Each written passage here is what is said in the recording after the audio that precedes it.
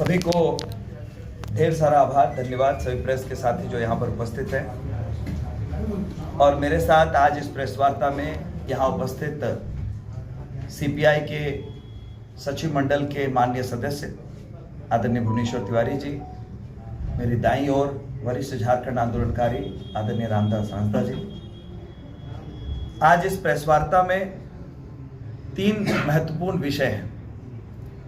सबसे पहला कि आज भारतीय जनता पार्टी के प्रत्याशी बाबूलाल सोरेन जी ने एक सभा में एक जाति विशेष को एसटी जाति बना देने की बात कही है। सबसे पहली बात तो उनके पास कौन सी अथॉरिटी है कि वो किसी जाति को एसटी जाति बना देंगे। उसके लिए बाकायदा कमीशन बना है, केंद्र सरकार की संस्था है, टीआरआई है, जो अपना रिसर्च करती है, सर्वे करती है, सामाजिक प्रासंगिकता को देखती है, उसके आधार पर वो निर्णय लेती है कौन सी जाति एसटी में शामिल होगी, कौन सी एससी रहेगी, कौन सी ओबीसी रहेगी। अब तक ओबीसी के 27% के आरक्षण पर कुंडली मारकर बैठी हुई है केंद्र की सरकार, जिसे विधानसभा से पारित किया जा चुका है।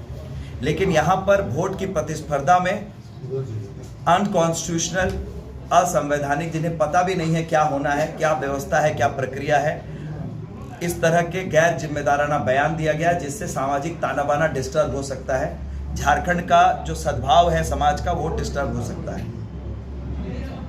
आदिवासी बना देना ये कोई हल्की बात नहीं है, कोई आदिवासी ऐसे ही नहीं बन जाता है। इसलिए इस तरह की बातें कहकर भोले भाले लोगों को दिग्भ्रमित कर वोट लेने की जो रणनीति इन लोगों ने बनाई है, उसकी हम कड़ी शब्दों में निंदा करते हैं। और अगर इसकी वजह से कोई भी सामाजिक तनाव कल झारखंड में उत्पन्न होता है तो इसकी पूरी जिम्मेदारी भारतीय जनता पार्टी के नेताओं की और यहाँ के प्रत्याशी की हो। दूसरी बात, पिछले 1-1.5 सालों में 50 से ज्यादा मौतें अनुमंडल अस्पताल के आसपास एनएच पर हुई है दुर्घटनाओं में। और जो अंडरपास की डिमांड है वो घाटशिला के जनमानस की आवाज है, लेकिन केंद्र सरकार के कान पर जू नहीं रेंगती। यहाँ के कुछ नेता सिर्फ जाकर वहां मंत्रियों के पास ज्ञापन देते हैं और वही ज्ञापन हर 1 महीने में रिपीट करते रहते हैं। फलाफल 0 सन्नाटा, कोई पहल अभी तक नहीं हुई है। और अभी भी वो इलाका दुर्घटना प्रोन है, वहां दुर्घटनाएं हो सकती है। तो अंडरपास की जो डिमांड है, आदरणीय रामदास जी ने बहुत बार इस विषय को लेकर आंदोलन भी किया है, भुवनेश्वर तिवारी जी ने इस विषय को लेकर बहुत बार आंदोलन किया है कि यहाँ पर अंडरपास की व्यवस्था ये बिल्कुल अति आवश्यक है। और इसकी वजह से जो एनएचआई की उदासीनता है, केंद्र सरकार की उदासीनता है, उसका जवाब भी भारतीय जनता पार्टी के नेताओं को देना चाहिए, जो लगातार आरोप लगा रहे हैं राज्य सरकार पर कि व्यवस्था ठप हो चुकी है। तो इस व्यवस्था के फेलियर की जिम्मेदारी किसकी है?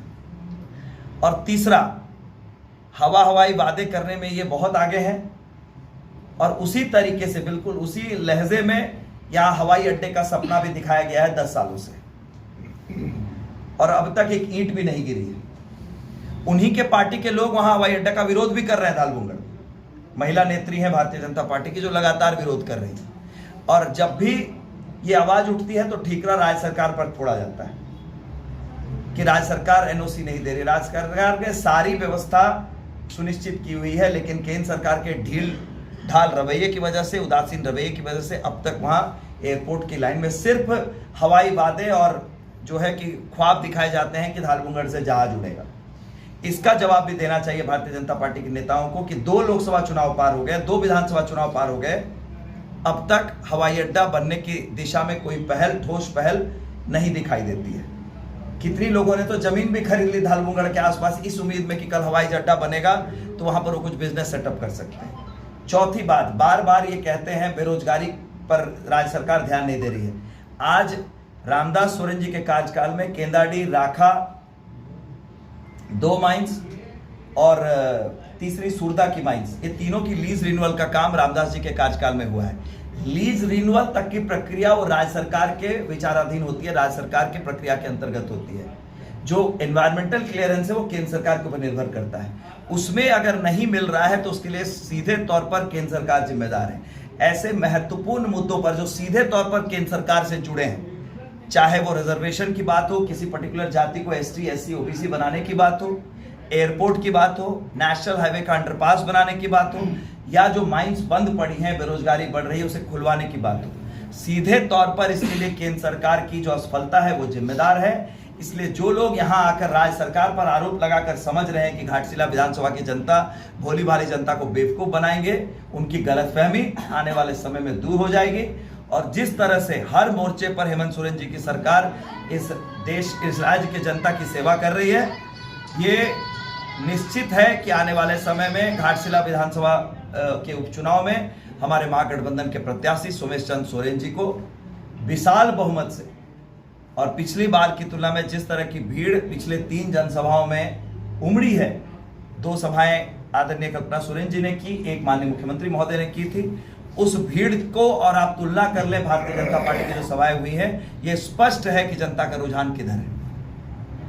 इसलिए इन बातों पर केंद्र सरकार की जो असफलता है, इन पर भारतीय जनता पार्टी के नेताओं को जवाब देना चाहिए, न कि अनर्गल आरोप लगाकर लोगों को दिग्भ्रमित करने की कोशिश करनी चाहिए। बहुत बहुत धन्यवाद।